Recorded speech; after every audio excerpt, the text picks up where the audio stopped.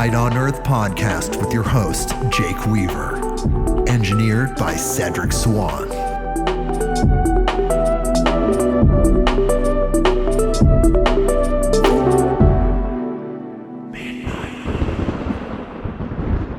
Hey everybody, we are back with another episode of Midnight on Earth. I'm your host, Jake Weaver, and we are here to bring you more knowledge, more light, and more love, and more legends like Bob Frissell. He is on the show. He wrote, I believe, what I would call a seminal book. He wrote a book called Nothing in This Book is True, but it's exactly how things are, the secret history of the earth, Merkaba activation and breath alchemy. And he's re-releasing it, the 30th anniversary edition. And he's here with us. It's just absolutely incredible. But before we talk to him, I need you to do something for me. Follow me on Instagram at midnight_on_earth. That is the address. You can follow me there. Spotify, Apple Podcasts, Google Podcasts, wherever you go to get your podcasts, click that button that connects us so you know exactly what's going on. When legends come on with this powerful information, you get that notification instantly. And lastly, and most importantly, tell a friend. Word of mouth. Tell someone that you know that needs this information, that loves these type of podcasts, whatever it is. Bring them here, midnightonearth.com. Okay, so we're just about to talk to Bob, but I do have to read his bio that I have here. So here we go. Bob Frissell is the founder of the breath alchemy technique and has been a teacher of breathwork for more than 35 years.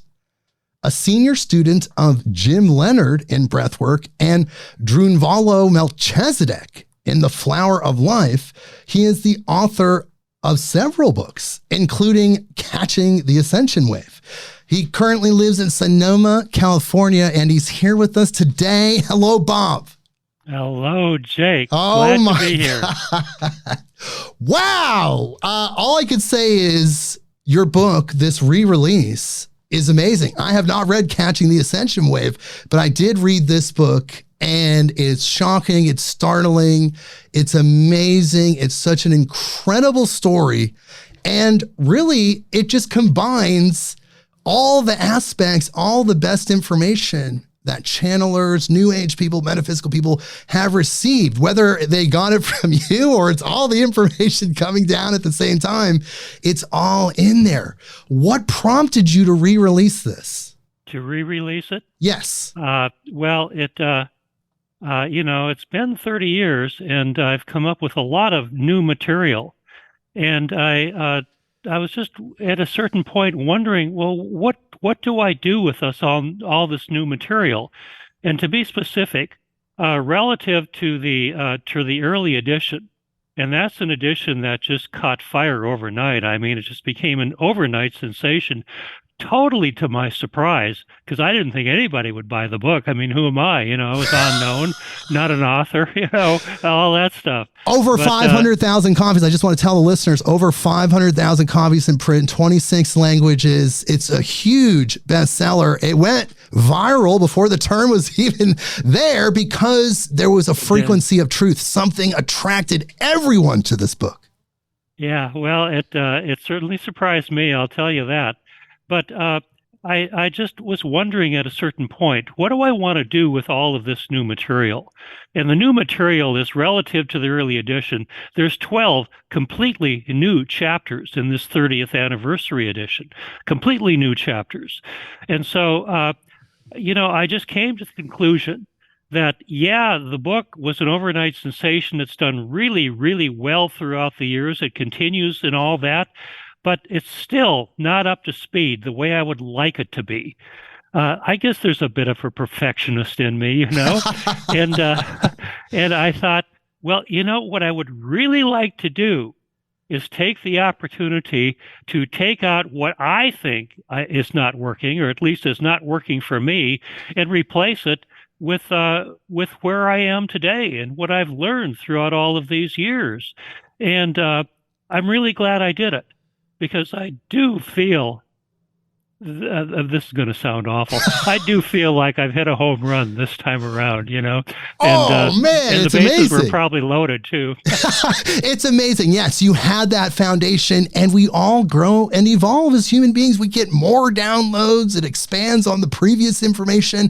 And then you think 30 years go by, and you look at this text that has this information, but you're looking at it and you're saying, hey, I got more downloads. I received more information. Let's do it again, update it, and make it even better than it was before.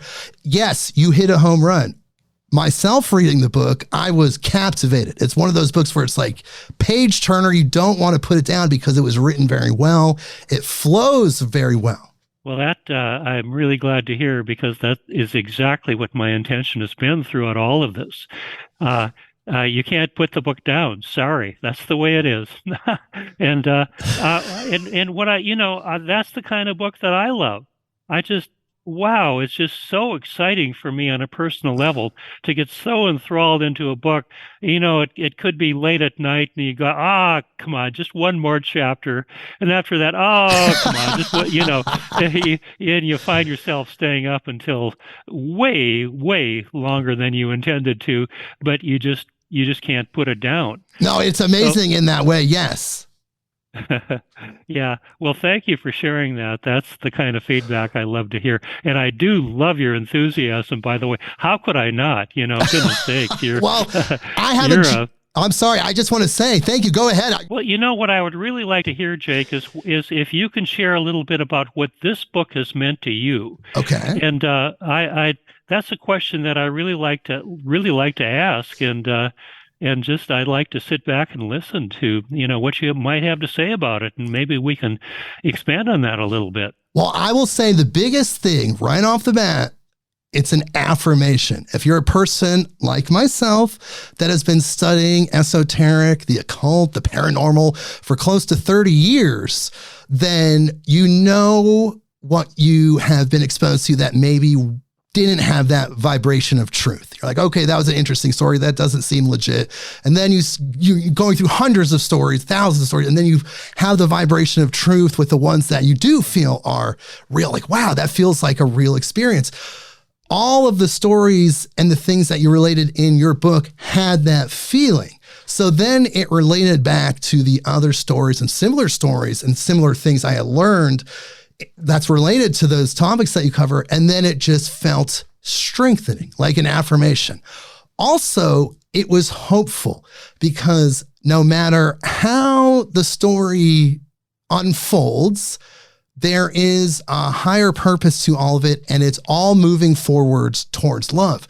You talk about these forces like the Great White Brotherhood and the opposing force, the Great Dark Brotherhood, but in a sense, they're working in unison to create a situation for our evolution.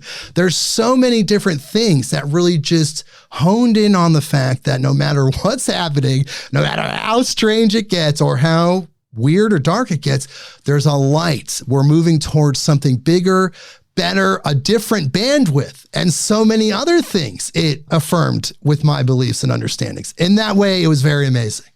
Oh, wow. That is some pretty awesome feedback. A lot of what you said really struck me. Everything you said struck me. But one thing in particular I'd like to hone in on for a moment, and that is if I go back in the day, sometime around the late 1980s and into the early 1990s, I was waking up enough to realize that so much of what's put out there is just simply not true. Right. My goodness, the more I looked into it, the more I began to realize that you and I, individually and collectively, we have been lied to. There's a guy I talk about in Catching the Ascension Wave. His name was William Tompkins, and he just hit it right on the head. He says you and I, individually and collectively, have been lied to in every possible way possible.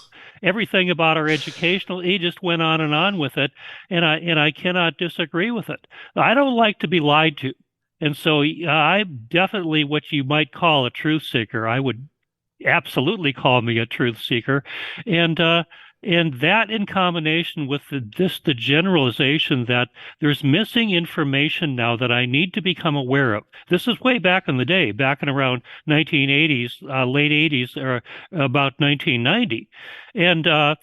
And so for me at that point, everything I did was just a labor of love. I was not auditioning to write a book. I'm not an author. What do I know about? I don't even know how to write an article. That's the way I felt back in the day. And so I was not trying to write a book. I was just seeking this information for its own sake because I wanted to know. And I had no idea what it would all lead to. I just had no idea. And this was pre-internet. This was more difficult. It wasn't like you could go on a terminal and interface with the knowledge of the universe. You had to actually seek it out, find it in an almost analog way. And then in that sense, it was all law of attraction. You were just constantly guided to the place you needed to go to get that information. Yeah, there you go. When you have that burning desire, when that inner fire is really alive and burning, you're not going to stop. You're just going to continue to go, and you will be guided. And I realized that I don't know what it is that's missing that I need to find out about, but it doesn't matter. I knew that I would be guided to be in the right place at the right time, and people would begin to come out of the woodwork and say, "Hey, did you know about this?" And of course, that's exactly what happened. That is exactly what happened. Back in the day, we had a lot of videos, and man, I watched. Oh, I hate to put a number. I don't know, tons and tons and tons of videos, everything I could get my hands on, and not just watch them, but some of them I just devoured, would listen to and watch multiple times to see, to let it just sink in on a deeper level, because every time I did watch it and listen to it on a repeated basis, I did begin to get it on a deeper level. And it began to, if it was real, it began to resonate with me on a very deep level. And that was my barometer right there. Right. If this feels right, if it resonates, and that's how I discovered how I became what I feel is, I'm not bad. May not be perfect, but I'm pretty good at discerning truth from fiction or lies and disinformation, as they like to call it these days. I don't like to be lied to. And then if you have a strong enough relationship with your higher self, intuition, divinity, you can really suss out, for lack of a better term, these things that aren't true. You just have to have that faith and trust in truly yourself, that inner light that's going to guide you. And when you get that connection, which it seems like you have, then the truth just shows itself over and over and over. Yeah, if it's not real, it just doesn't feel right, and it just exposes itself on that level. So that absolutely is the way I gauge what I consider to be truth or not. And if it feels right, then I'll take a deep dive, look into it, and I mean I continue to do that to this day. And now I'm an author and do a lot of other things too, but still, the intention is as pure now as it was back in 1990. I'm doing it just for its own sake. And if a book comes out of it, well, so be. That's the way it goes. It's the service. It's the service. You're just dedicated to the service, and the service could show up as a material thing like a book or however it shows up. You're just doing, and then the action is happening around you.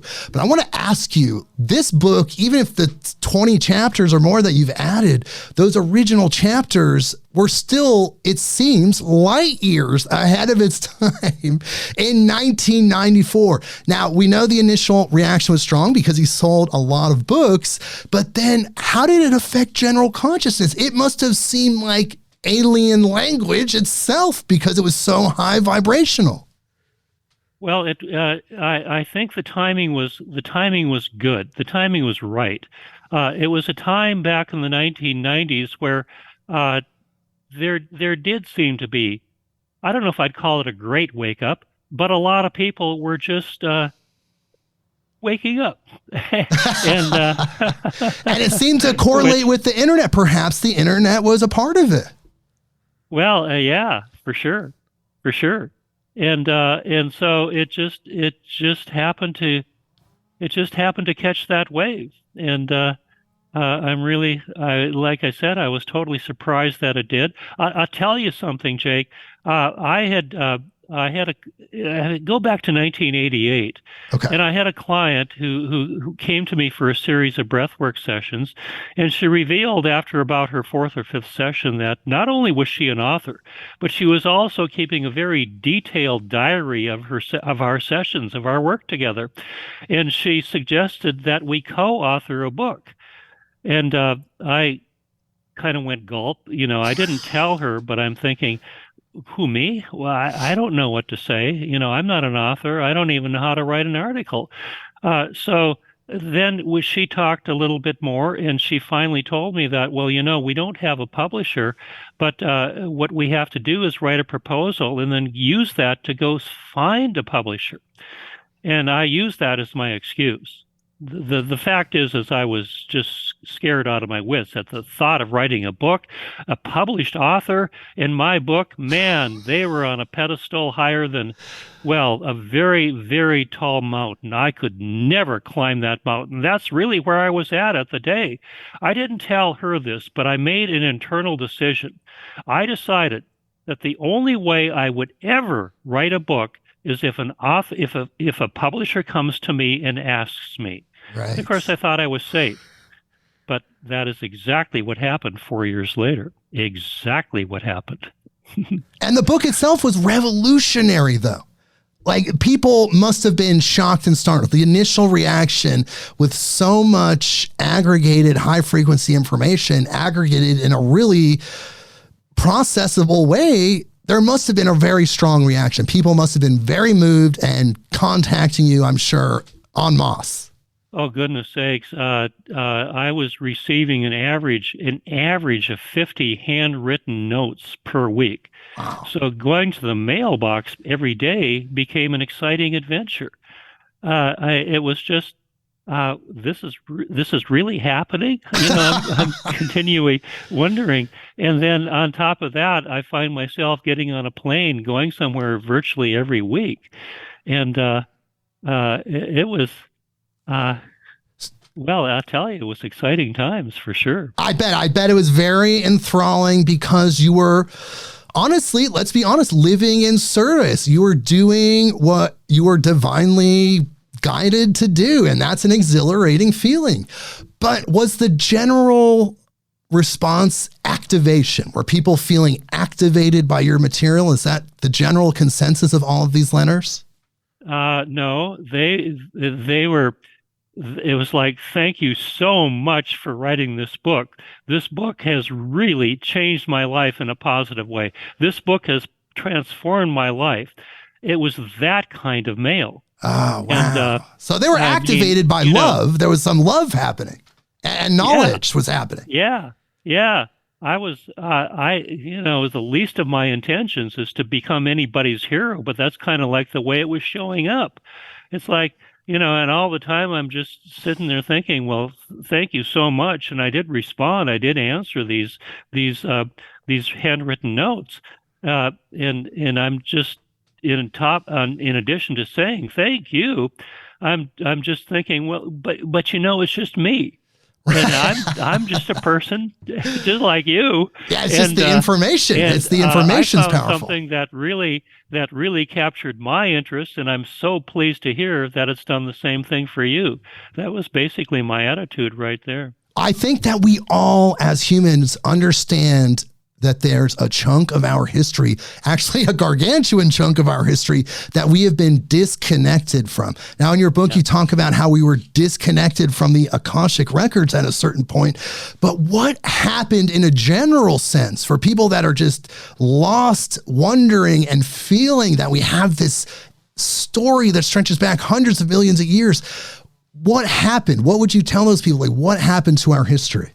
Well, what happened is that the most obvious place to begin is that what happened 13,000 years ago, yes. When most of humanity, at least those who survived the sinking of Atlantis and not a lot of people did. 64 million inhabitants, according to an ancient document called the Toronto Documents, perished in Atlantis.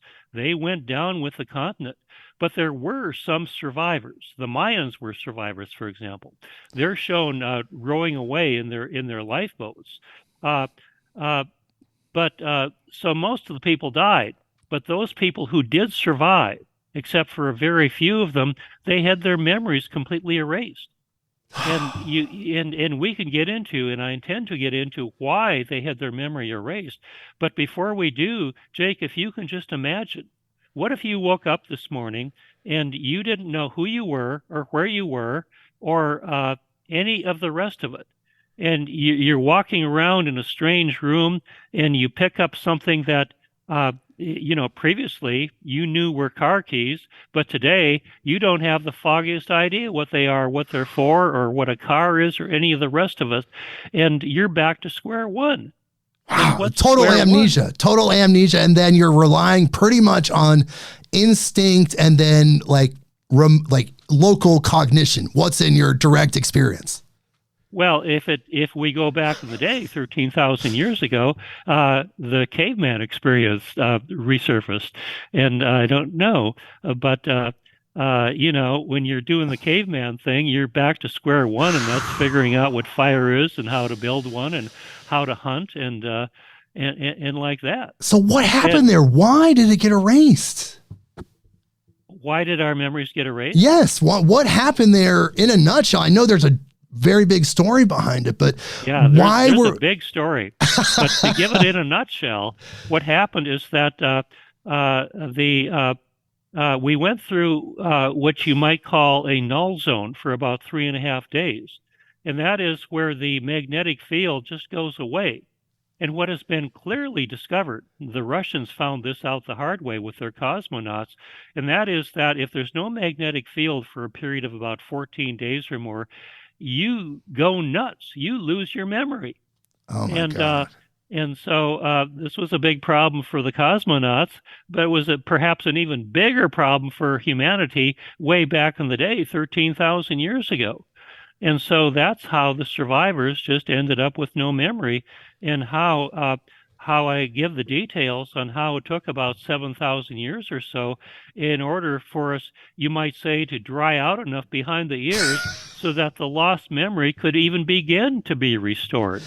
And that's a fascinating story on how it allegedly was restored also. And we can have some fun taking a look at that. Oh, yes. And you do detail all of this in your book, of course, which is why it's so amazing. But we lost our memory. We were starting from scratch, but eventually we were able to develop ourselves again. We downloaded these inventions again that advanced our technology, and we were able to re-interface with the Akashic records, at least in small amounts. What do you think about that? Well, yeah, what really happened is that you had two centers where you might say the seeding of the lost knowledge of Atlantis was really happening. One of them was in Egypt, and the other one was what would now be known as Iraq, what became the sudden Sumerian culture, the sudden civilization, as Zechariah Sitchin called it. Basically, what they did, they just came out, not non-threatening, non-intimidating, or anything like that, but they came out like not only friends, not only like allies. They were dressed exactly like say the Egyptians who had lost their memory. And a small group, 2 or 3 of them at the most, would just allegedly walk up to a group of Egyptians and say, "Hi, did you know this? That if you put A, B, and C together in such a way, you're going to end up with X, Y, and Z, and that's something that's really good." And then they would just go back and allow this to develop and to unfold a little bit. And really, history as we know it has no explanation for this. Right. It has been called stair-step evolution. Stair-step evolution in the sense that all of a sudden we went from no knowledge to a big leap in our understanding of the reality. It leveled out for a while, and then there was another big leap, And the explanation is that continued was that essentially what they were was ascended masters coming out from inside, underneath the Great Pyramid, from a hidden city underneath the Great Pyramid. And like I said earlier, they came out dressed exactly as the Egyptians, looking exactly like them in groups of 2 or 3, and just reseeding the information. And so every time they did this, there would be a big leap in our growth. Interesting. And that's why it was called stair-step evolution. Same thing was going on in southern Iraq. So what happens to these people, though? Because many cultures have talked about being seeded with this really high information that allowed their culture to explode. But then ultimately, a common thread in these stories is that they teach everyone up to a certain point, and then they leave the area with a promise to return at some point. Why is that? What is the correlation there? Why are they leaving and coming back? Well, there's a couple things going on here, I think, Jake. First of all, there's a small group of ascended masters that was known as the Thoth Brotherhood. That's the group that I was referring to in Egypt that would come out dressed in small groups, just like the Egyptians, and begin to give back the lost knowledge. So there was that going on. What was going on in southern Iraq, we might as well call it Samaria at this point, was that the Nephilim, what I've detailed in the book is our mother aspect in our creation story, would come out and again just give back the lost information to the people. So you had these two cultures, the Egyptian culture and the Sumerian culture, just coming into full bloom on a very rapid basis. And the stair-step evolution type thing, it's not the way evolution naturally and normally happens. Right. So you've got that going on, but you also have. You seem to be implying the ET equation a little bit, because you certainly have to include that the ETs, we've been seeded, if you will, information from the ETs for a long, long time. And that's fun to talk about too. It's all fun to talk about. This is amazing, but go ahead. Yeah. Well, I talk more about the ET influence in Catching the Ascension Wave. Those two books are basically just like volume 1, volume 2 of the same book. And in Catching the Ascension Wave, I just make the point of how you can go back to the 1950s. And back in the day, in the 1950s, the ETs were telling us as best as they could to be prepared for some incredible changes that are coming here that are going to impact absolutely everybody on the planet. There were different people that were involved in this. There was one guy, a Canadian guy, a radio communications engineer by the name of W.B. Smith. He was actually commissioned, if you will, by the Canadian government, the only person to my knowledge who has ever been hired by a government to seek out the UFO, the ET equation, and to take a look into it. Well, W.B. Smith began to realize that if you really want to get to the bottom of this, you got to become a contactee yourself, or at the very least, interact with a number of contactees. And so he realized that probably the best place to do that back in the 1950s was Joshua Tree in California, where on an annual basis they would hold a UFO conference that had a typical attendance of about 5,000 people. Oh, wow. Well, that's a lot of people coming to a conference. And so many of them claim to be ET contacts. And W.B. Smith is going, well, this is interesting, but is it real? And so what he did was he devised a 100-part questionnaire that was designed to flesh out the real guys from the ones who were just smoking something funny and making up stories. And so if they could pass the test, and you can't make this up, you can't fake it. It was a good. I didn't see the 100-part questionnaire, but evidently it was a good one. So that, in combination with another well-known author back in the day, George Hunt Williamson, who wrote a number of books on the topic. Perhaps his best-known book was called Road in the Sky, and in that book, George Hunt Williamson details how these ET contactees were we're being contacted, which is fascinating in its own right, and he was a contactee himself, so he knew it was real, and he just gave the details on how this is all going to be playing out, and how sometime around now, beginning back in the 1950s, all these contactees were being told, hey, it's time to wake up. There's some incredible changes that are going to be happening here on your planet. And the time is here, and the time is now. So this is the time frame that we're in right now. And if I were to take a guess, Jake, I would say it probably began in the early 1990s. How do I know? Well, how did my book become an overnight sensation? I'm still scratching my head wondering about that. There was no marketing, no nothing. We just put out a book. And as I said earlier, I didn't think anybody would buy it, but I was wrong. Well, like I said, it just caught the time. It just caught the wave, if you will, of the time.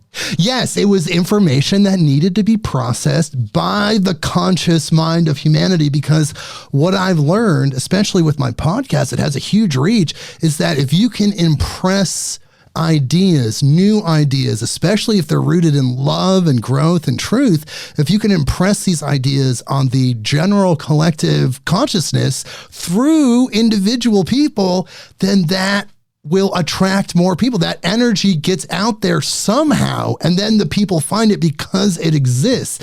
So I think that's what happened with your book. It was changing people's frequencies, which then caused other frequency shifts, which were all based in attraction. Yeah, and it was, the timing was just right. People were ready to hear it. People were ready to wake up. Absolutely. And when you talk about wake up, I think that we can define that very simply in a way. You're a light being. You're not a physical body. You're in a physical body. You have a relationship with it, but you are not that. And B, we have the Christ consciousness within us. All of us are connected to this greater source through that light, and that unites all of us, and in fact, unites all living things. Would you say that that's a part of it? Oh, absolutely. And so I detail that. I go into great detail to show what I like to call, well, I'm not the only one, but what I also like to call the illusory holographic universe. Yes. Here's the thing, Jake. What I've discovered is that, I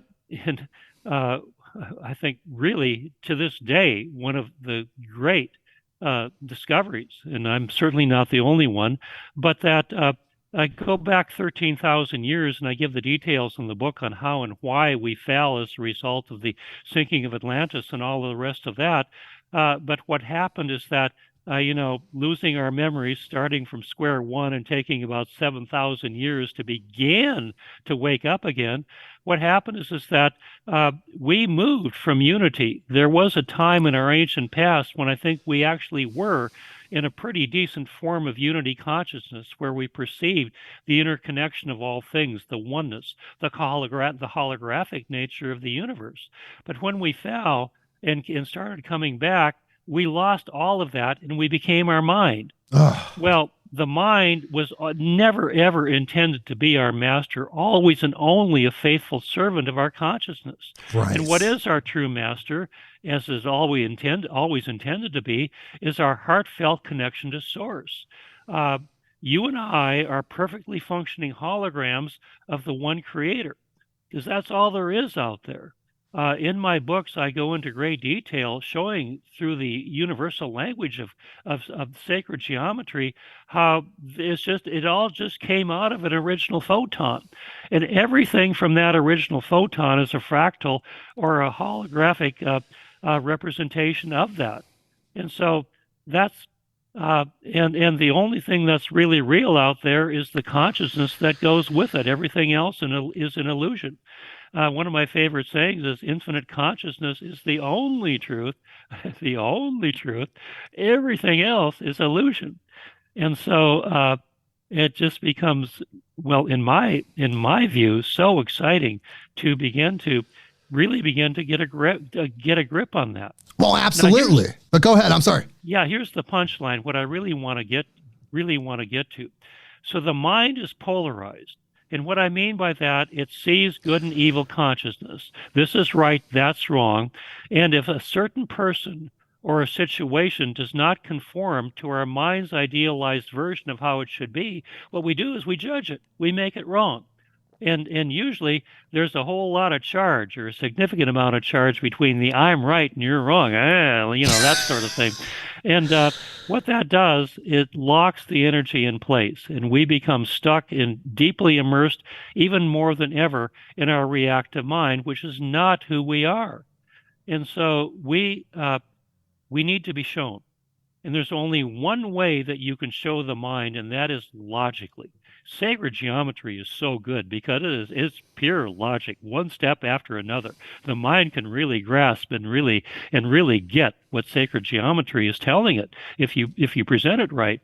And so it needs to be shown beyond any reasonable doubt whatsoever that there's only one spirit moving through all of life. There's only, as I said earlier, there's only one original photon, and everything else is a fractal of that. You and I are perfectly functioning holograms of that fractal, of that whole, of that one indivisible creator. That oneness moves through each and every one of us.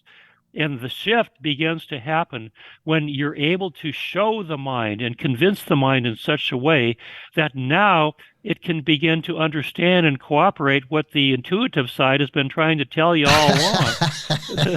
that look, I don't care about your logic, the intuitive mind is saying. It just says that I look out and I feel and I know and I experience oneness in whatever I do. And when I'm in that state of mind, in the present moment is the only time it's available to us. And when I'm in the present moment experiencing that, what comes through to me is just all the unlimited goodies of the connection to source, the heartfelt connection to source.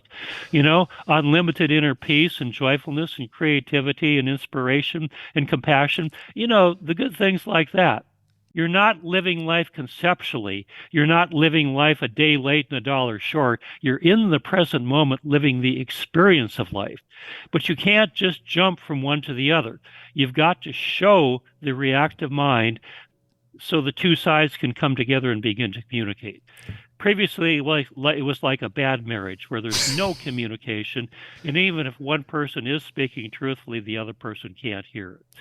It's going to get lost in the spin. Lost in their version of I'm right and you're wrong. So then and only then can the corpus callosum, that is the bridge between the two sides, begin to receive and transmit the message, and the two sides can come together and come into unity. And that opens up the doorway for the experience, the direct experience of not just thinking it, not just imagining it, but experiencing your heartfelt connection to source, and life begins to shift from black and white to technicolor. And that's really the message that I'm putting into my book.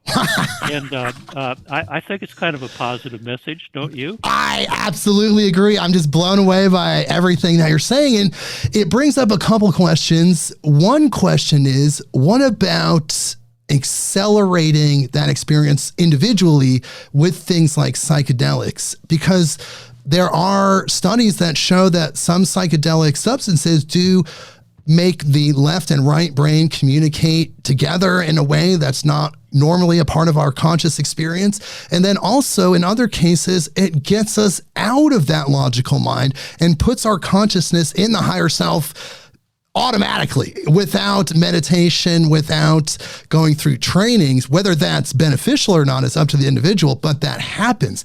So what do you think about those experiences jump-starting certain people's evolution? Oh yeah, there's something to be said for it. They are a doorway, taking psychedelics. And the distinction I will make between psychedelics and other, more hardcore drugs is that the psychedelics take you up into your higher centers. And it's in the higher centers, that's where we need to connect with the oneness. The lower three centers are just survival based. And if you're stuck in survival all of your life, you're living life conceptually. like I like to say, a day late and a dollar short, not the real thing, but you're living life, you're living your reactive minds a narrative that is not based in present time at all, not based in present time because it doesn't know the present.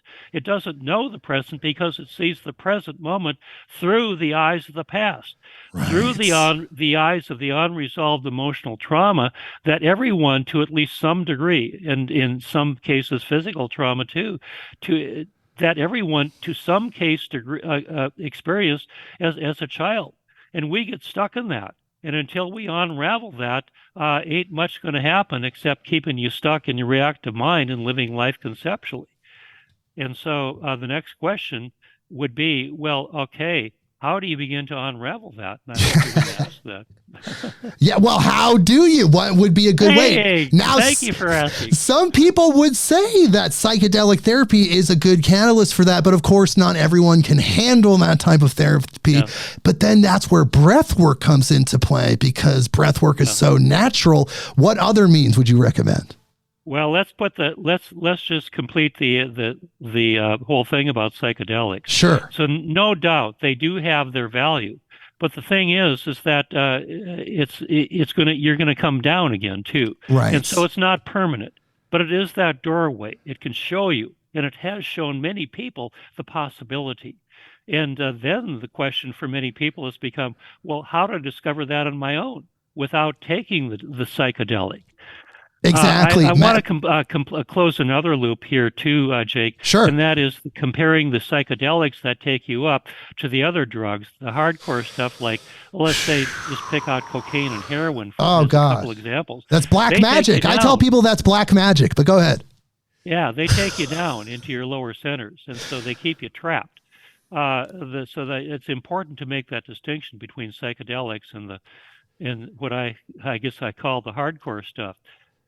But yeah, learning how to do it without the aid of the psychedelic is really, I guess you could say, what the game is ultimately about. Yes, just real quick, I want to add to that. Madame Blavatsky, the Theosophical Society, turn of the 20th century, she said that about psychedelics as well. She said you can learn up to a certain point, and then when you understand the frequency, the next step is understanding how to get there without the substances, using your internal energies. Yeah. So we have to learn how to go within. And so I actually began that conversation, not really intending to, but let me just take it a step or two further. I've suggested very clearly, and I'm not just putting this out, but especially in Nothing in this book is true, I make the case step by step using sacred geometry and showing the mind the illusory holographic universe, just showing you beyond any doubt, beyond any reasonable doubt, that everything and everyone in it is absolutely interconnected. There is no separation from the whole. Now, with that said, I make the case for how everything that I can see at least exists in threeness. I speak of how in mathematics, if you have any three consecutive numbers of any mathematical sequence, you can figure out the entire sequence. 2, 4, 8, 16. Obviously, you've got the entire sequence right there. Well, obviously, if you've studied a little bit, that's the binary sequence. I could name a bunch of other sequences too, where if you just know 3, you've got it. So I go on to state that you and I individually and collectively, we exist in threeness also. There's higher self, there's lower self, and there's the middle self. And when we are stuck in polarity consciousness, when our mind is continuing to rule the roost, we are being ruled by our mind. And that's what I call the middle self. Now, the name of the game is, how do you connect with the higher self? Well, the thing is that you can't go directly from the middle self to the higher self. You first of all have to go down. In order to ascend, we must first descend. Yes. And go down and reconnect and make peace with the inner child that is still stuck in all that unresolved trauma, and show it how to rediscover its childlike nature. What do I mean by a childlike nature? Well, you remember when you were 3, 4, 5 years old and everything was just awesome and exciting and wonderful? Life was an exciting adventure. And you didn't have the words for it, but you didn't need them. You just felt it in every cell of your body that everything was fantastic, incredible, and we're all connected. And wow. And I'm going to grow up to be, and all of that stuff. Okay. Well, so we come into this world in unity, but we're shown separation. And unfortunately, we are shown separation right from the moment we take our first breath. And that creates, right then and there, the whole thing of making the shift from who we truly are to who we truly are not, living life conceptually out of our mind. And so without goodness, we could talk for days to get into all the details on that. So I'm just going to kind of gloss over that and just you can look at my books and research it deeper yourself. But the thing is that we need to reconnect with our childlike nature. We need to let go of our adult-like sophistication.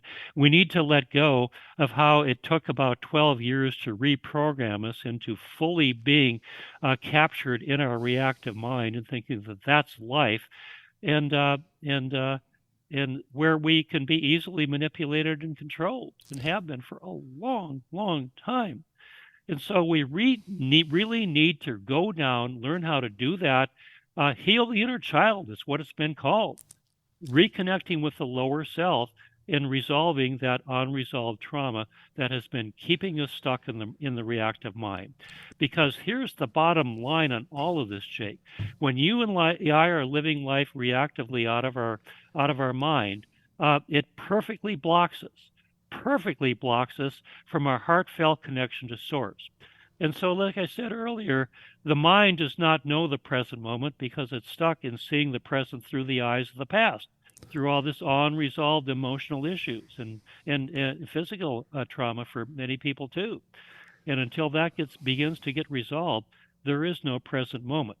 Yeah, we have glimpses, but it doesn't last. And for some of us, the glimpses last for quite some time. We go on a high, but it doesn't last. We have to learn how to make that shift on a permanent basis. Right, because that trauma is unresolved. It's energy. It's like an anchor. It's holding our vibration down, and we have to break free of that resonance in order to connect with the higher. There's no anchors. There's nothing holding us back. But I want to ask you, this separation that we're experiencing, it's all part of a story. It has a purpose. What do you think that purpose is? Is it our evolution? Is it just to gather the information of what it would be like for a conscious being to live in separation? What do you think about that? Why are we separated? Well, the thing is, Jake, you can tell somebody, or you can tell a civilization, look, you're stuck in your reactive mind, but that's not going to do squat. I mean, good luck, Right. And the ETs found this out back in the day, I'm sure. What you have to do is show them. You have to live the experience yourself. Then and only then will you be well-versed enough to discover the inner motivation to, if it's right for you, to make the shift, to wake up.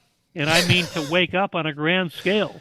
And to me, waking up is making the shift from living life conceptually, a day late and a dollar short in your reactive mind, to living life in the present moment through the heartfelt connection to source, your higher self, where all of the goodies are available to you in unlimited form. When you're in the present moment, it just begins to come through you. And, just like the 3 or 4-year-old child, where everything is awesome and exciting and wonderful and fantastic.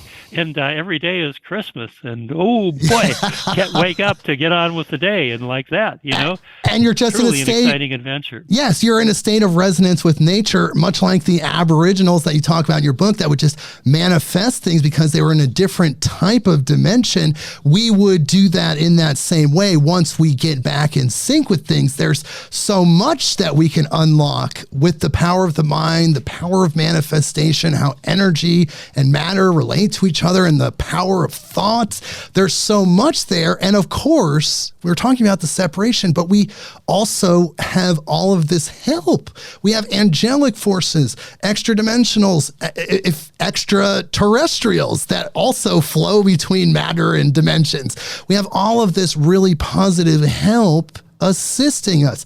Is it a part of their story as well? Are we so interconnected with all of these beings in the universe that our evolution is tied to their evolution? Well, yeah, there's only one out there. Exactly. And right. So as above, so below. And the nature of life is that there's always something to grow into. There's always something to evolve into. The nature of life is that to the degree that we can keep it as an exciting adventure, then that's what life is really about. You said you've mentioned it a few times, a key word, and that's vibration. I'd like to go back and expand on that just a little bit. Sure, please. Nikola Tesla said it perfectly back in the day. He said, if you want to understand the universe, you got to think of it in terms of energy, frequency, and vibration. And so because you and I are perfectly functioning holograms of the whole, you got to think of us in terms of energy, frequency, and vibration. Now, vibration is one of the real keys here. First of all, energy, too. Oh, boy. Let me put tie a couple of knots together. Sure, please. This is awesome. When we're talking about energy, and when we're talking about living life reactively out of our reactive mind and judging virtually everything and everyone we see out there, and of course that's what we do. Every time we judge someone or something because it doesn't measure up to our mind standard of perfection, what we do is we get stuck in that judgment and we create a whole bunch of stuck energy. Let me expand in because it's really important, I feel. Whenever you and I judge someone or something, and how many times have you judged today, just as an example. So you and I, individually and collectively, we've got who knows how many untold millions and trillions of judgments. Whenever you and I judge somebody or something, there's really two components to the thing. They're just different aspects of the one thing, but it's important, I think, to begin to get a grip on this. So first of all, there's the conceptual thing. This person really is bad and wrong, and I really am right, and I got this emotional belief to back it up. So there's the thought behind it, the concept. And so obviously it's a negative thought. You're wrong and I'm right. You're bad and I'm good. That kind of thing. But whenever there's also the energetic component. Whenever you and I think a thought and then put some emotional charge into it, especially, there is immediately and instantly generated a corresponding pattern of energy. And that corresponding of energy could also be called a sensation that you feel in your body. It could also just be called very simply a feeling. Now, because the concept behind it, the make wrong judgment, is obviously a negative thought with some, pretty significant, usually negative energy holding it in place, the corresponding instantly generating feeling or sensation in the body can only be an unpleasant feeling. And you and I, in the absence of any ability to generate our own inner healing awareness, where we can discover our innate ability to transmute energy, and I'll talk about that a little bit later here because it's important. If we don't have that understanding, if we don't have that ability, then what do we want to do with that negative, unpleasant feeling? Well, we're all conditioned to want to feel good. And so the only technique that most of us have ever learned is to just try and, shove it under the rug and pretend it's not there. There's different ways of suppressing, and we've all become very good at suppressing. There's lots of ways to do it, and we all have our favorite methods. But every time you and I suppress something, what it does is it creates a pattern of stuck energy in the body. The energy doesn't go away. We just kind of like gulp it down and try and stuff it down as deeply as we can, so we can kind of like get on with with life and sort of going through the motions of feeling good again. But all that does is anytime something or someone comes along to remind us of that unresolved pattern of stuck energy, bingo, it's going to get triggered. It's going to get reactivated once again, and there we go, around and around in a vicious circle. Now we're vibrating. Nikola Tesla, energy, frequency, and vibration. We are vibrating when we have a body filled with stuck energy at a very dense level. Why? Because we're at the effect of our unresolved fears dating back to childhood. We're at the effect of our unresolved traumas and at the effect of our unresolved, emotional anxieties and stresses and how would you say, frustration and upsets, anger and stuff like that goes with that. That's all vibrating at a very dense level. Now, and what it does, it perfectly blocks us from our heartfelt connection to Source. There are two chances of connecting into your heartfelt connection to Source when you're at the effect of that activated energy, and they are slim and none. And I understand that Slim just left town, so that doesn't leave much of a choice, much of a chance. We're stuck. We are stuck at a very, very low vibrating level. When we learn to discover and ultimately master our innate ability to take that same energy that we've been trying to run away from and learn to create a better relationship, shall we say, than making it wrong, so we can begin to expand to include it and tune in a context of acceptance of exactly what it does feel like, so we can have a thorough, accurate, and honest experience of exactly what it does feel like. We then discover our innate ability to transform, to transmute that what had been life-detracting stuck energy into life-enhancing energy. And you don't just go through the motions of pretending to feel good. It's the real deal. You really now are feeling great again because you're in the present moment. You're in the present moment of your heartfelt connection to Source, and that is where life shows up. And that's the really the message that I'm giving in my books. And I do hope it's catching, because I feel really important stuff. I think it's really amazing. It's something that we talk about on this podcast quite a bit, is that you have this power with your mind to transmute energy. Now, Hermeticists talk about this, is you can flip things by using its energetic polarity. So if you're feeling hate, you flip it to love. If you're feeling sadness, you can flip it to happiness. That's the easiest way to change your vibration. And we have this power. No one's teaching this to humans in a general sense. All of the people that are discovering this information, like the information that's in your book, are discovering it by self-generated means. There's no, unless it's a private school, there's no public education that's telling us the nature of our energetic selves and how to dial in our vibration and frequency. It's all guided knowledge. And that's why it's so important. And it seems to be having a huge uptick right now. And in the last 30 years, it seems like people are really tuning into this. What's going on with that? Well, first of all, I've done my very best to explain it in exact detail in my books. Yes. And what I would say is that the replacing the feeling of hate with the feeling of love. One way of looking at that is that what a person is doing when they're doing that is they're finding, like I like to say, a more useful way of relating to the feeling component than making it wrong. Right. When you're feeling hate towards somebody, not only does it feel awful, it feels yucky. It creates a very unpleasant feeling or sensation in the body. And in the unaware state, where we don't have any understanding of how to transmute energy, what you're going to do is you're going to get stuck in a sea of hatred. And you can, the best you can hope for is it'll go back into suppression. But that doesn't mean it's been resolved. All that means is that somebody or something's going to come along and re-trigger it. And when that happens, there you go again. And it's holding you back.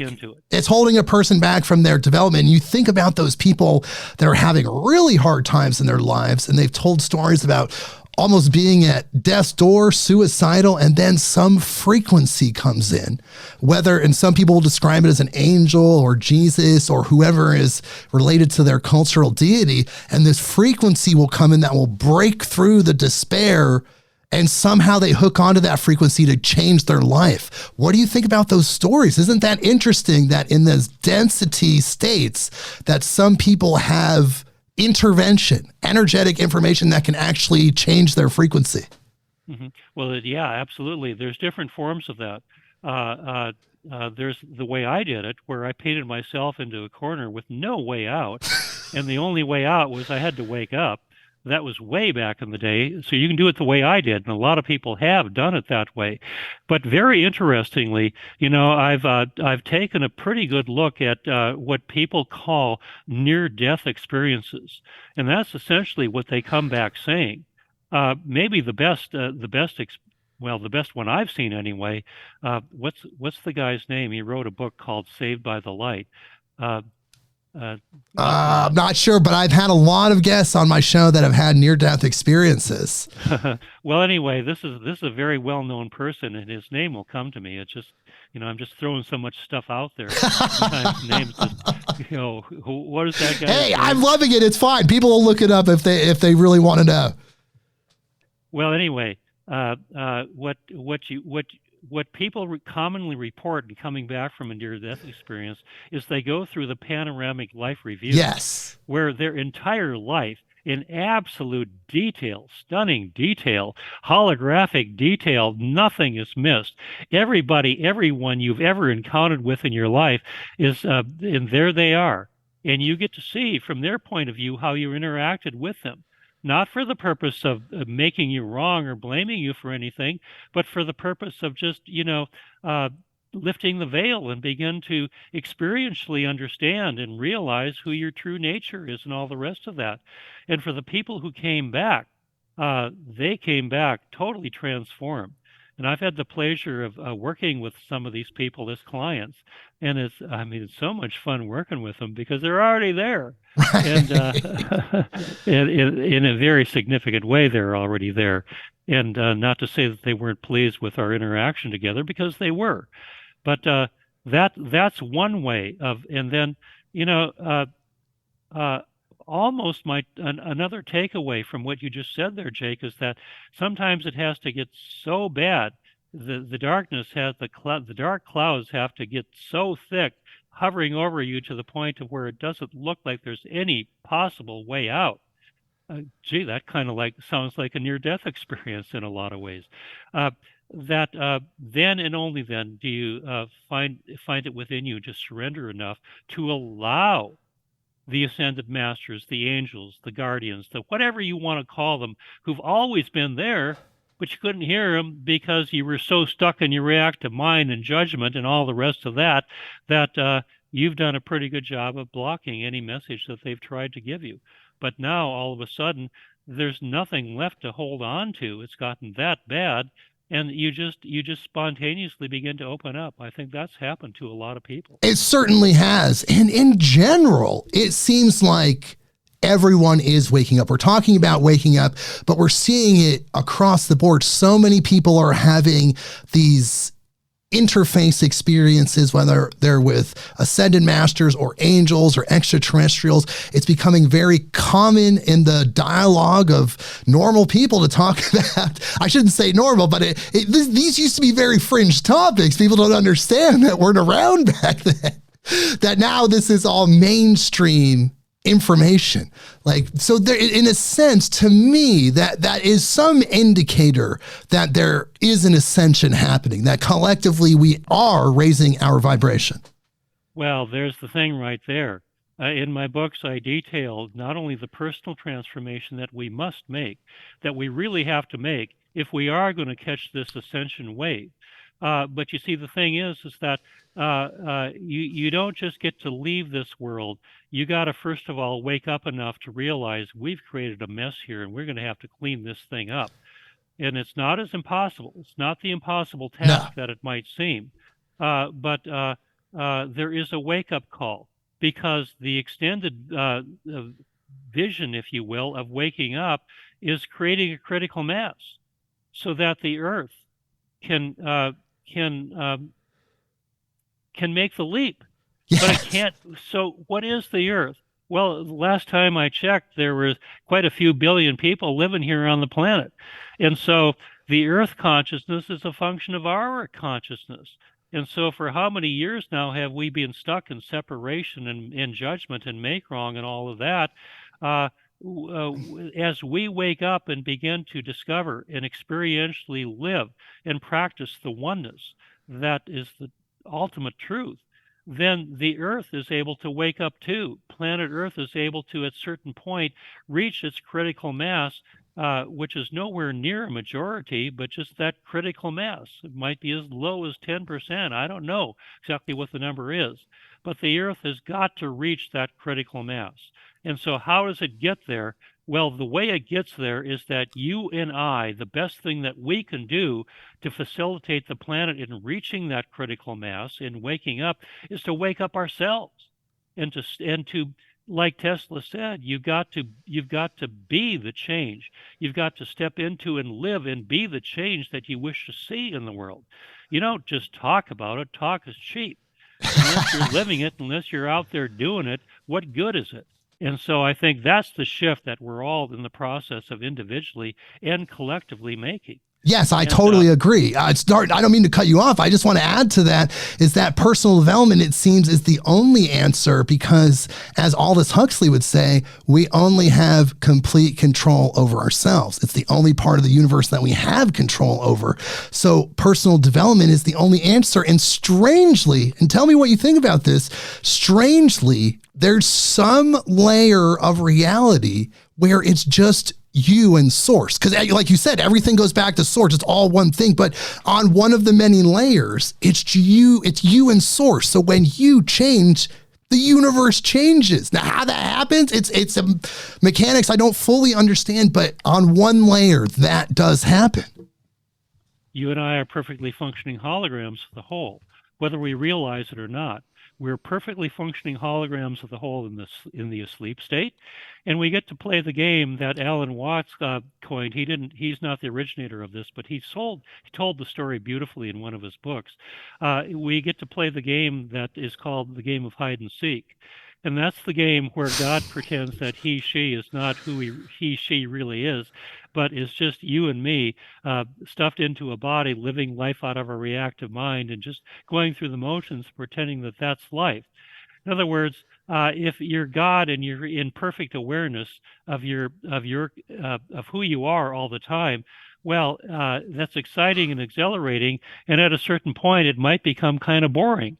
And so God likes to create a game to restore the excitement, and that is the game of playing hide and seek, hiding yourself in the form of you and me, and forgetting that you did it because that's what makes the game fun and interesting, and wondering just, well, how long is it going to take for me to wake up and realize who I truly am? The remembering, yes. Yeah, and remember. So that's the game of hide and seek, and we played the first part beautifully. Couldn't have done it any better. And now it's time to wake up and begin to remember absolutely who we really are. And so you and I are perfectly functioning holograms of the one creator. That means we've got it all contained within every one of us. You could create the entire universe again through just one human body. It could be done. It's all there in microcosm. You cannot separate the whole from itself. It's very easy to see in sacred geometry, the wholeness, the oneness, how it's holographic. It goes in forever and it goes out forever. That's all there is. And so that's the game of waking up. Waking up and reintegrating the Christ consciousness, Buddha nature, Krishna consciousness, that higher aspect of ourselves, I believe the Christ consciousness is like an interface in a way between source and living consciousness. Like there's Christ consciousnesses that show up for civilizations all throughout the universe. But I ask a lot of my guests that talk about this specifically. I want to hear your thoughts. What happens when because there's other civilizations that have done this, but when every human being integrates the Christ consciousness fully and truly, what happens to humanity at that point? Okay. So the whole ascension process, maybe we should take a look Please, at that yes. right now. What I would like to say about that is that there's other worlds right here. And I do mean right here, passing right through the very room in which you sit right now. And the only difference, Jake, between one world and the next world is wavelength. Right. And if you talk to people in physics, I think there's pretty common agreement today that everything is wavelength. And when you look at wavelength, you've got the base frequency energy of the universe is wavelength, vibrating energy with incredible amounts of information stored in it. Now, with regard to this wavelength, you've got some wavelengths that are incredibly short, and you've got ranging to the other end of the spectrum from some that are so long if you could see them, they would look almost like straight lines. You put it all together, and you've got the electromagnetic spectrum. And so there's all these different worlds, and they're all situated right here. And that's the difference, wavelength. Dimensional worlds are separated in exactly the same way because of the nature of the holographic universe, as notes are on a musical scale. So if we take a look at a piano keyboard and take a look at one of the octaves, if you're playing the piano, you can see that in this one octave, well, you've got the 8 white notes. Actually, it's 7. The 8th is return. But you've also got these 5 black keys, which are, when you put them together, the 12 or 13, if you will, really 12 notes of the chromatic scale. And so each of these 12 notes in the chromatic scale is separated by wavelength. That's why they sound different. Now, if you take that understanding, because of the holographic nature of the universe, and transfer that to dimensional realities, you've got the same deal going on here in dimensional terms. You've got the 12 major universes, and you've also got, due to the holographic nature of the reality, the 12 harmonic overtones in between. And so each dimension, we're on the 3rd dimension right now, very much in process of moving into the 4th dimension. Not anywhere in the 4th dimension, but the higher overtones. Because between the 3rd and the 4th, and the 4th and 5th, and all the rest of them, there's 12 harmonic overtones. Each overtone is a dimensional world just as vast as this one. You add it all up, and there's 144 different dimensional worlds, all separated by wavelength in this one octave of universes. And we happen to be sitting on the 3rd dimension, very much in process, as I suggested, of moving into the higher overtones, either the 10th, 11th, or 12th overtone of the 4th dimension.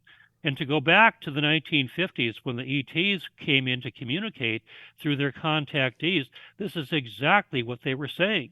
They were saying that there's this incredible wave of higher dimensional, higher vibrating, higher frequency energy, the energy of unity, the energy of inner peace, the energy of unconditional love, of creativity, of inspiration, that kind of energy that's coming into the universe, and it's going to impact every single person. Now, the great question is, how is it doing? How is it doing this? Well, what it's doing, Jake, is it's creating a displacement process. We began the conversation, what was that, a few years ago, it seems like.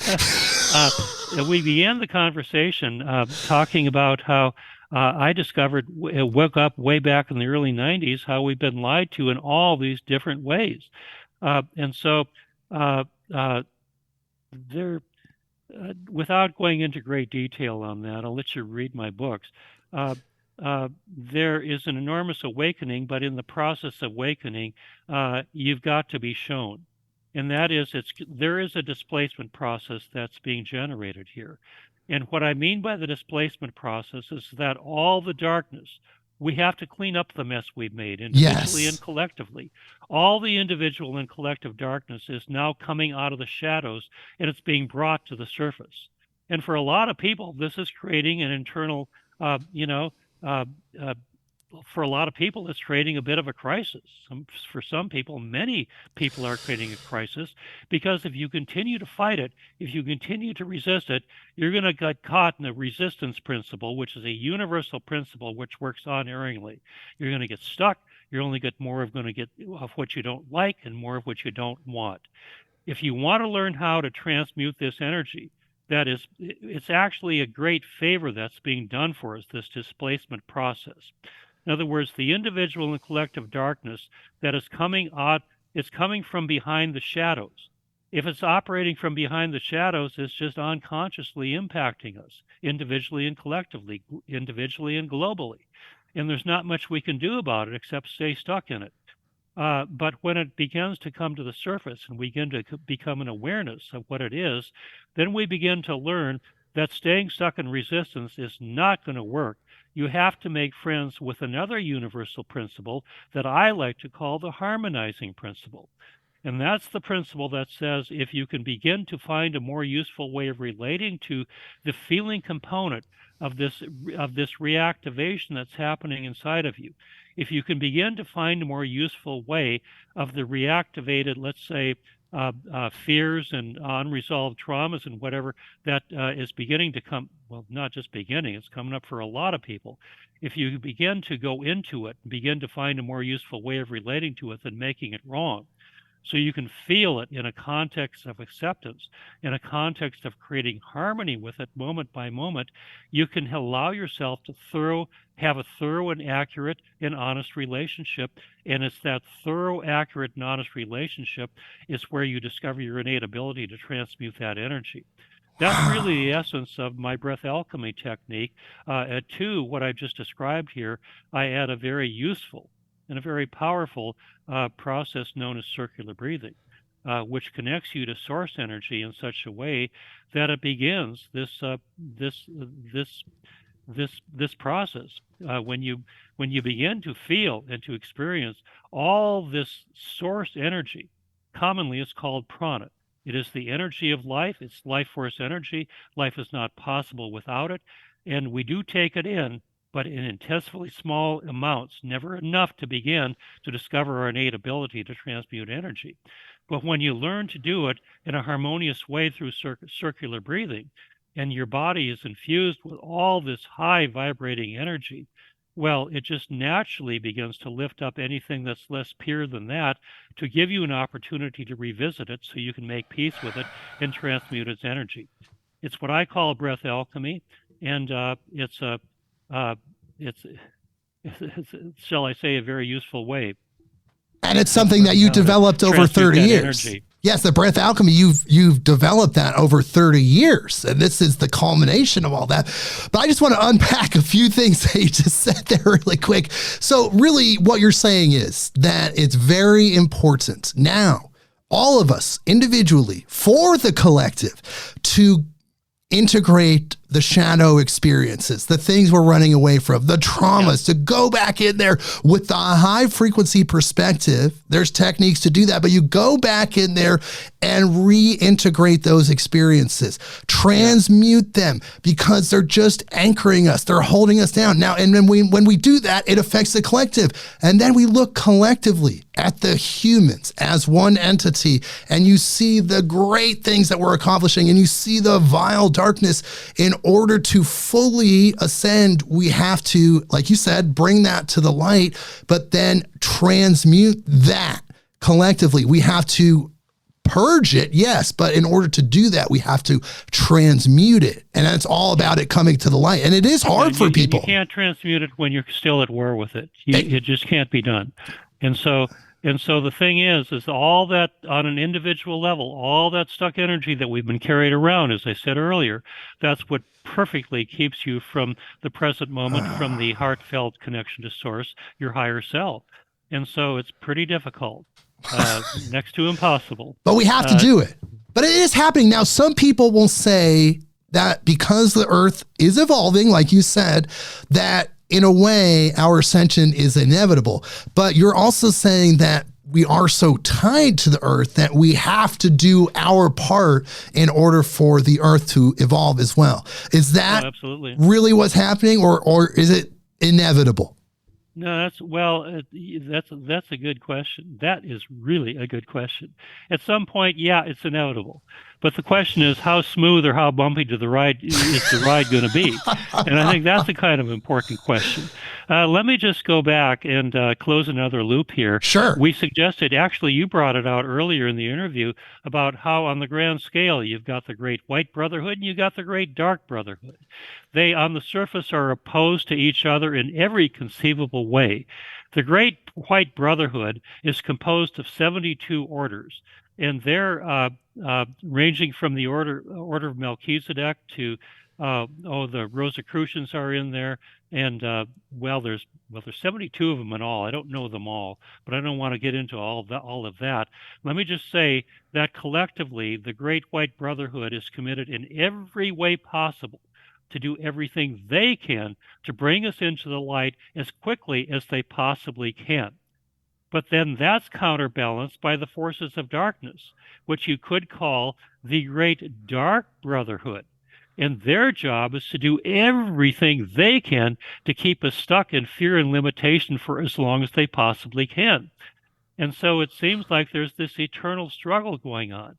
But it's only from the viewpoint of polarity consciousness, third dimensional consciousness, seeing it through our reactive mind, that we judge it as this internal struggle between good and evil and right and wrong. Viewed from a higher perspective, from the perspective of unity, fourth dimension and above, what it is, it's something completely different.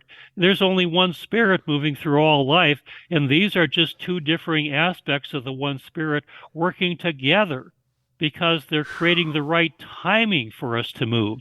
If you move too soon, you're not going to get it. It's too soon. You blew it. Right. But if you wait too long, you're also going to blow it. So here they are. They are creating the proper timing. And when the timing is right, then the spirit is able to move. So this is really what's going on a great scale. And then, there's the whole question of our interaction with all of it is. Look, we can't continue in this way for very much longer. No. On a global scale, we're probably closer to World War III right now than we have ever been. And I'm not just trying to install fear in people, but if you take a look at what's going on out there, that is the direction that we are moving into. And if we continue in that direction, nothing's going to survive that. That's not the way to do it. And so, is that really true? That's not the way to. I do believe that nuclear war is not the answer. No, that's not a great path. I don't want to be a part of that story personally. Yeah. So let's not go there.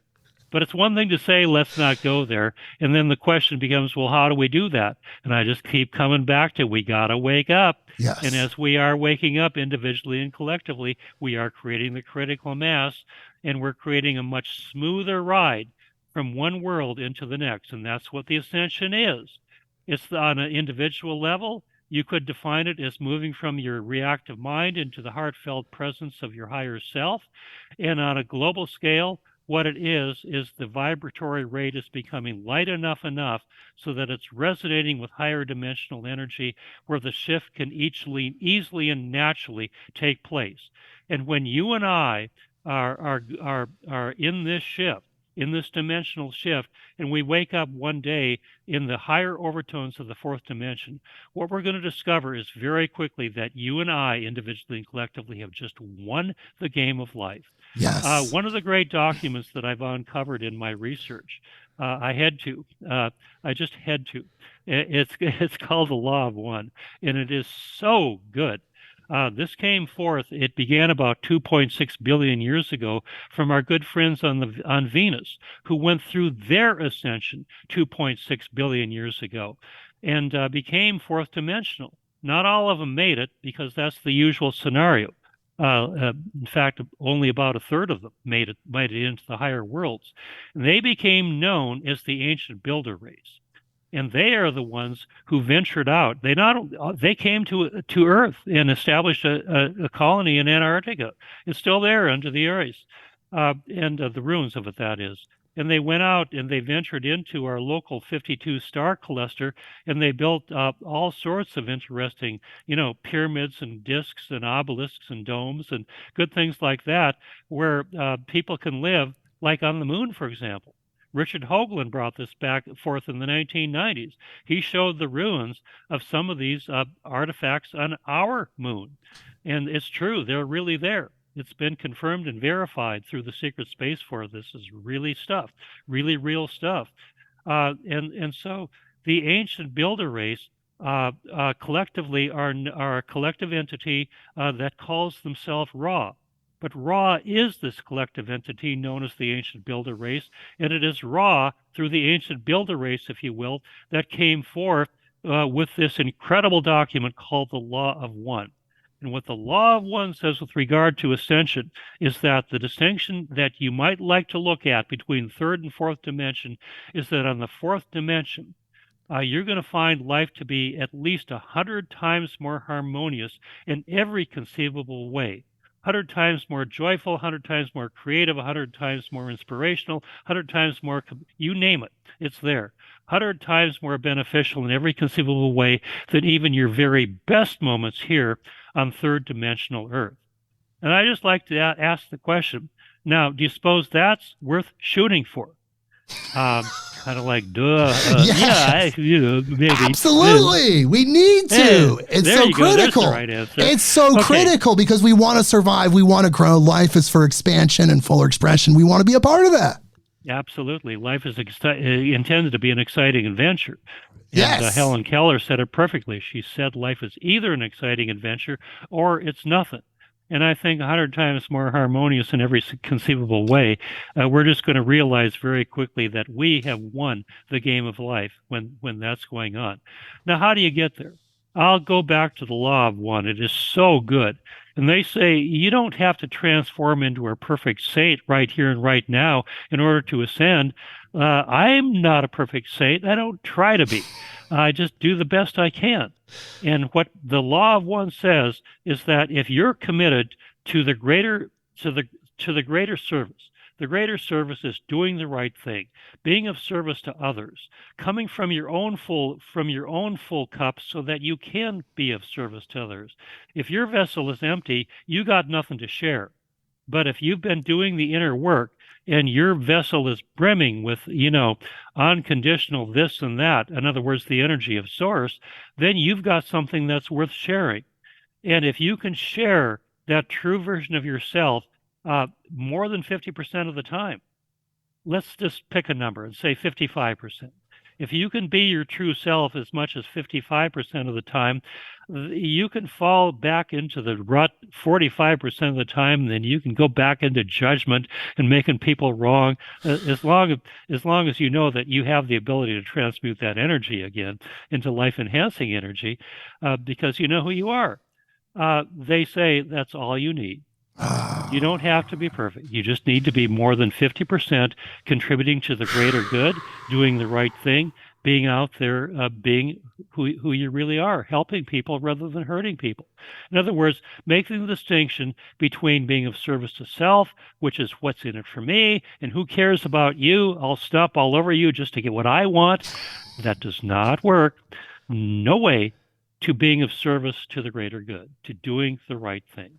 As long as you're more than 50% committed to doing the right thing, to being of service to the greater good, you're going to make it, and you're going to contribute to the critical mass of the planet. Wow. That's such a huge contribution because it does seem like that's happening. It seems like there are plenty of people that are hitting that percentage and more. So with that in mind, it seems like we were saying earlier that it's inevitable, and also the illusionary aspect. Again, there is that layer where it's just you and source, and all your actions and all your decisions are almost like a test. It's like, can you make the right decision in this situation, in this situation? It's all an illusion, but can you do that? Because that love, again, activates people, and that's what changes the world. And I would like to add, because we talked about this, I want to touch on this.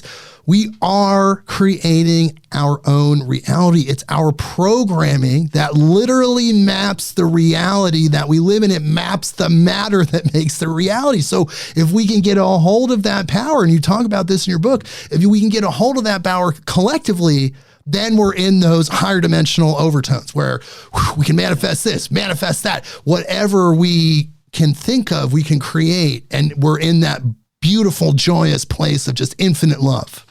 Mm-hmm. Yeah. So to further answer your question about, is it inevitable or just what's the deal here? I think ultimately it is inevitable.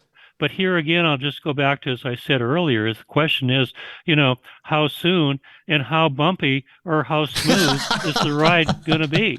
And that's huge. Because in my book, I go into the inevitable earth changes. I maybe overstated that because they're not inevitable. What they are is they are a function of our collective consciousness. Because as we've been stuck in fear and limitation for all these many thousands of years, we put that low vibrating energy into the consciousness of the earth. And so the earth is a living body.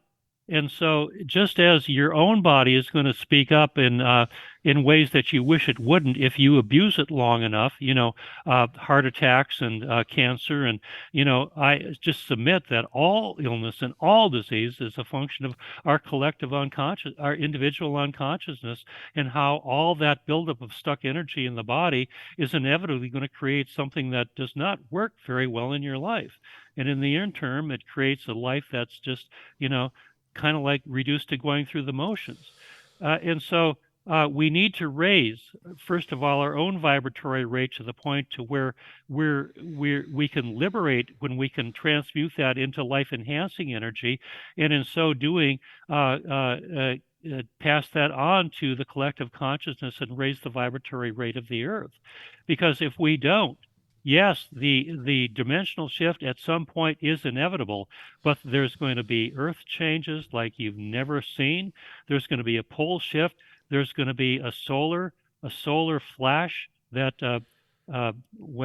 that consumes just about everything, not just about, that consumes everything on the planet. I don't want to install fear into anybody, but that's the sort of thing that's going to happen if we don't wake up. Now, with that said, even in a worst-case scenario, nobody's going to be here to live through that. Those who were ascension ready, and like on Venus, I'd say maybe about a third of the people made it through into the higher worlds. So they were in the fourth dimension where life is beautiful, and they didn't go through. Venus today is a rather inhospitable place, an average temperature of about 850 degrees Fahrenheit, sulfuric acid in the atmosphere, and you wouldn't want to be there. It's more than just a hot, humid day, let's put it that way. But on the fourth dimension, it's alive and it's well, so it depends on the vibratory rate that you're tuned into. And the same is going to be going on here. Well, third dimensional Earth, in the worst case scenario, is going through solar flashes and pole shifts and all that bad stuff. You're not going to be here to experience it if you've ascended. And if you're not ascension ready, life is going to take care of you anyway. Right. Because what I have discovered, and the law of one is so good at getting into this. What life does is there are certain ET races whose one of their main jobs, it seems to be, is to come back for a planet that's going through these changes. And just before it happens, they will take the non-ascension ready people and transport them to another third dimensional planet where they're able to live out as many lifetimes as perhaps is necessary for them to resolve enough of their karmic debt so that they too can ultimately become ascension ready. So ultimately, everybody makes it. Yes. The only question is when and how smooth or how bumpy the ride is going to be. Right. Well, if we take action and we fulfill our role and everybody does what their heart is telling them to do, I don't think it's going to be a very bumpy ride. And I have faith in humanity in the sense that I feel like we will recognize those things collectively, follow our heart, our intuition into that place. And again, like you said, everything's love. So even those people that are not ascension ready, their spirit, their energy matrix gets moved to a different planet where they can go live out those things until they get there. So there's really nothing to fear, but listen to your heart, listen to your spirit, listen to your intuition. If it's telling you and pushing you to grow, do that. Don't ignore it. Don't stuff it down. Follow that. And that's the ascension process. Yeah, and listening, just spending this time with you is so inspiring because that's where you're coming from. And man, inspiring, yeah, because you're speaking from a very high vibratory rate. And hey, holy cow, it's just an honor and a pleasure to be in the presence of somebody who's vibrating like that. Well, I So, feel the same way, and I'm loving this conversation. We've had a long conversation. I know we don't have a ton of time left, but I want to ask you a very specific question because, and this is kind of a pivot, but it's in your book. You talk about the physical extraterrestrials. We won't go into the Merkaba too much, but these extraterrestrials externalize their Merkaba vehicle and in some cases crashed. Now, I want to figure out, and I have a feeling you have the answer for this. How does a UFO crash? Now, this has happened at Roswell and dozens of other cases around the world through the decades. So it's definitely there. And sometimes the inhabitants of the craft are alive, walking around, disoriented. How does a UFO crash? well, there's a couple of questions that you're pointing to right here. But to answer the first one, how did the UFOs crash? Roswell being one of actually many examples. And I give some details in my book of what I learned through my research back in the day. Uh, it evidently the best answer I've come up with is that the Air Force, I guess it would have. Well, I'm not sure if there even was an Air Force then. Whatever they called it back in the day, I guess the Air Force, yeah, after World War II. Roswell was 1947. Right. Evidently, they developed the technique through radar of how to bring these ships down, the UFOs down. Now, that's what I've heard, and it's the best explanation, but it still sounds a bit weird to me. I mean, our radar, which couldn't have been very sophisticated back in the day, that was powerful enough to bring these ships down to cause them to crash land. I don't know. Yeah, they're multidimensional vehicles dealing with source energy and other energies as their technology, and we have this primitive radar. Yeah, I don't know. yeah. And then the other part of your question is that about those who have separated themselves from the reality and use technology to get there. So you can create a UFO as a hardcore vehicle, which, that's what's flying around out there. But the question is, what kind of consciousness do you or do you not bring to it? If you're still connected to source, you can still be flying around in one of those things, but I just said it, you're connected to source. And so the vehicle, the UFO, as we like to call them, becomes a living extension of your own body and of your own consciousness. But you can do it just purely mechanical too, just purely through left brain understanding. And if you do it there, you don't, yeah, you can create the anti-gravity ability to travel, at incredible speeds and incredible distances. Well, they just warp time and space is what they do. But you don't have the consciousness to go with it. Right. You don't have the spiritual understanding to go with it. And so ultimately, you're going to be a detriment in your environment, in your universe, until you wake up enough to realize that you've been living a massive lie. And it's time to begin to realize experientially that everyone and everything is interconnected. No matter how long you've been playing the game of hide and seek, at some point, it is time to wake up and remember who you are. Yes. And I think it's going to happen to everybody. It is. It's absolutely going to happen. And some people feel like there's a biochemical component. The DMT in our brain might get activated by a cosmic wave or a solar flare. I've heard various theories, but yes, we're all going to get there. And everyone's story is absolutely interconnected, just like this interview. I'm so honored that you've come on the show to talk about these things. I mean, like you said, we could talk about this stuff for hours, but that's a great incentive to have you back on the show. Well, I'll come back anytime you want. Am I having a good time? Oh, I do believe so. I'm loving this. Well, when you have high frequency conversations, you invite source in, you invite love in, and you see the interconnectedness. So when you open up a dialogue like this, there's a third component, and that's source watching us, guiding us, our ancestors, the angels. They're loving this conversation.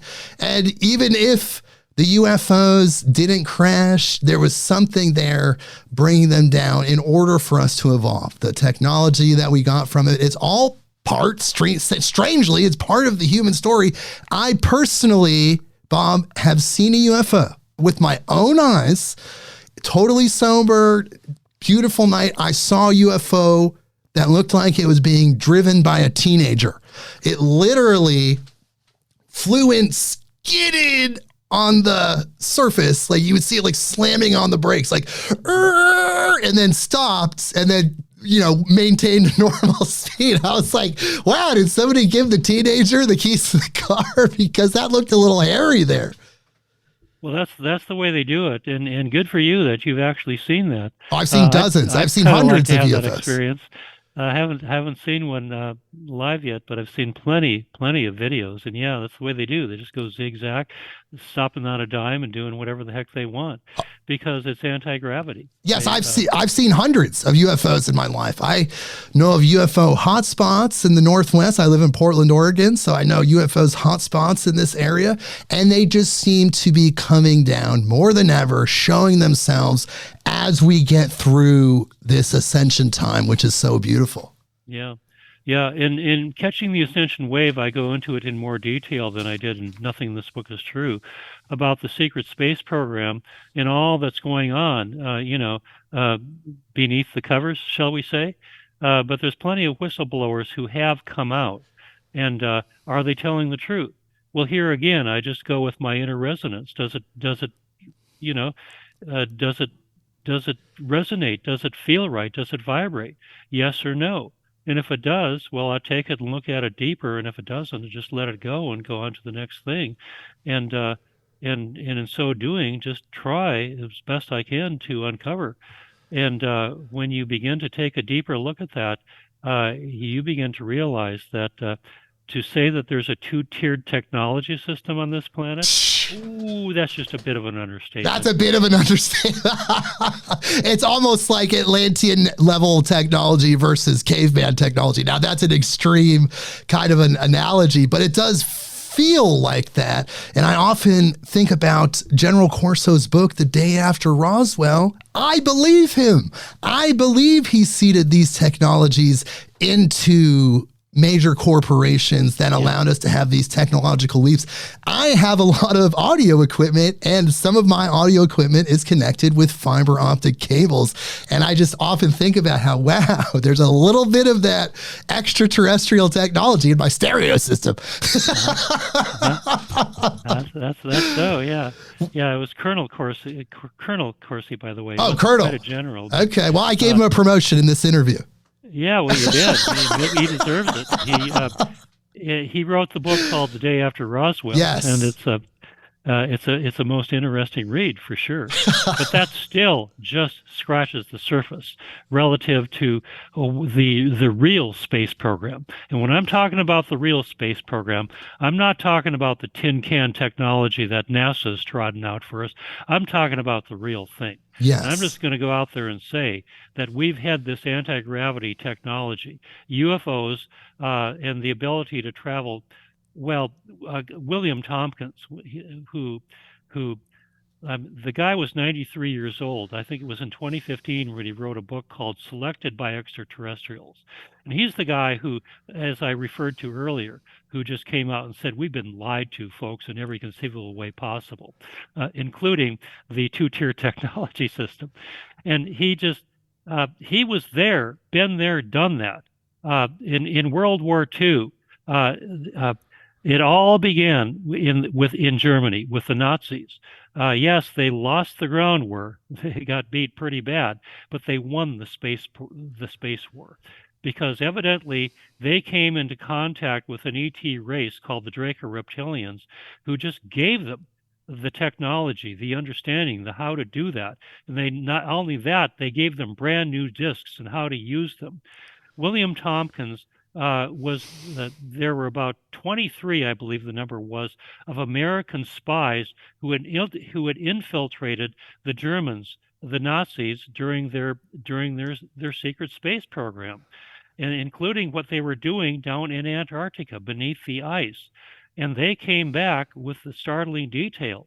And that information was transmitted from William Tompkins ultimately into what well, just to cut to the quick, William Tompkins goes on to say that we not only have these UFOs, the anti-gravity, whatever you want to call them, but we've been there, done that.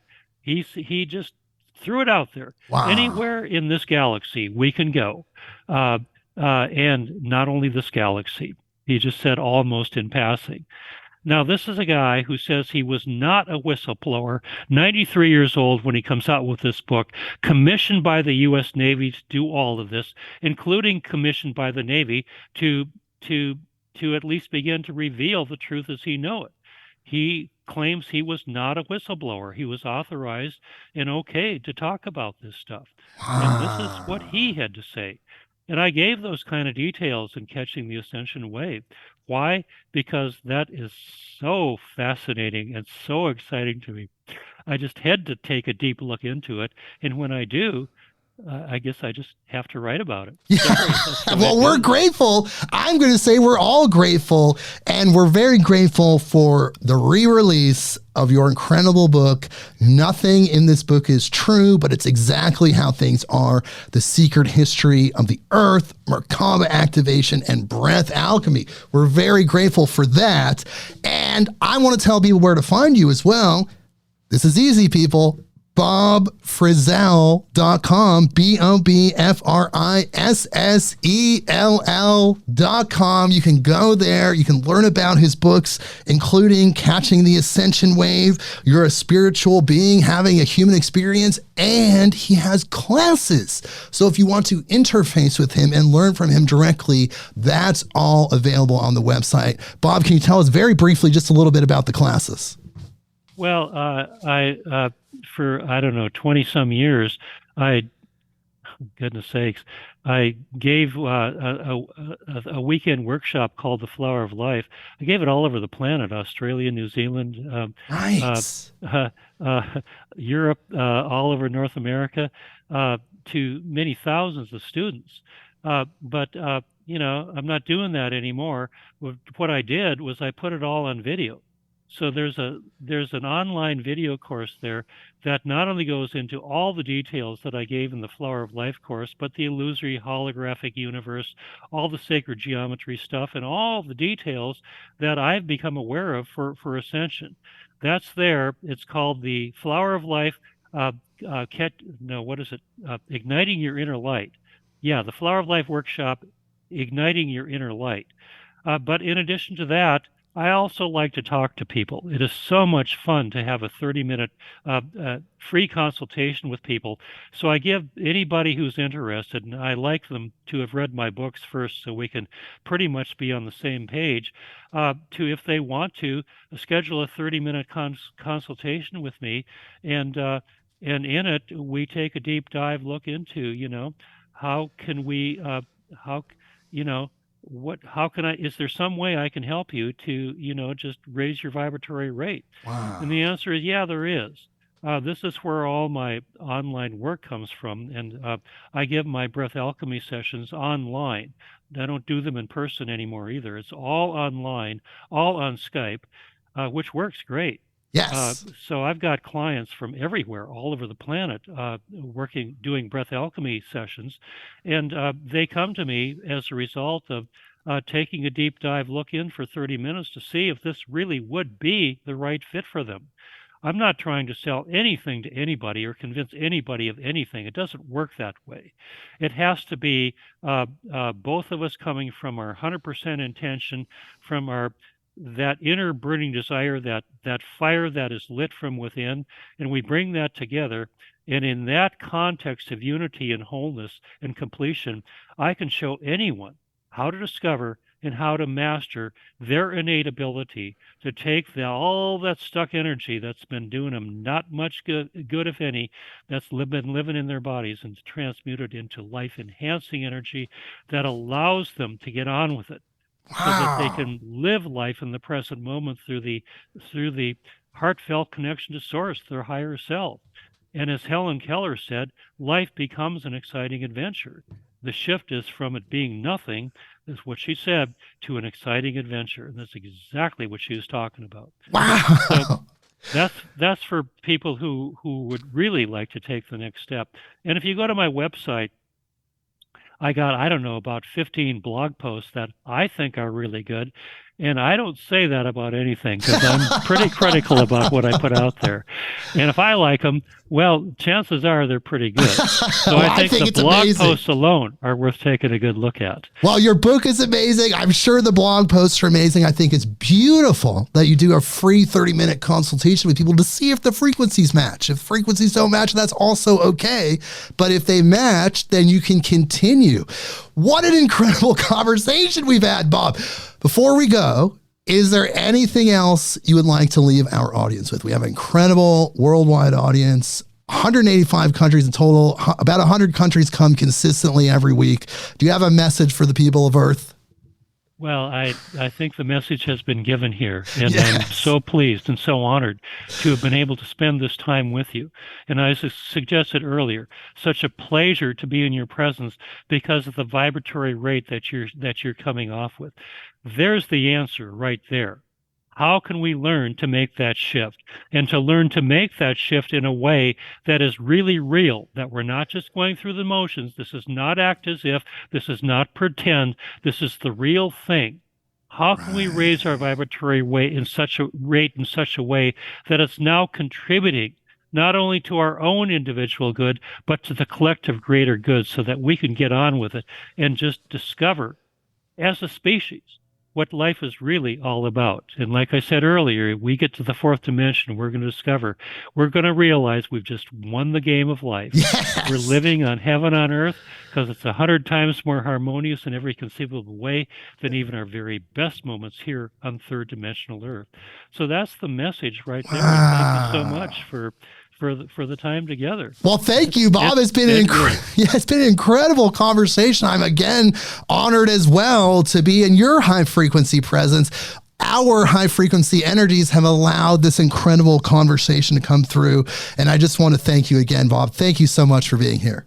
You're welcome. Let me know when this goes live, because I want to share it with my... Oh, I absolutely will. And please hold through the outro music. And everyone, again, check out the website, bobfrissell.com. Check out the books. Come on, people. This gets my highest recommendation. Nothing in this book is true, but it's exactly how things are. My highest recommendation, go to where you'll get books and find this. And if you're loving this information, go check out the website and come back next week, and we'll see you there. The 30th anniversary edition. Because people who have read the early edition, if they get the 30th anniversary edition, they're going to be reading a whole new book. I guarantee it. That's fantastic. Updated information, so much new things. If you have the old one, get the new one. And thank you again, Bob, and we will see you next week. Midnight on Earth.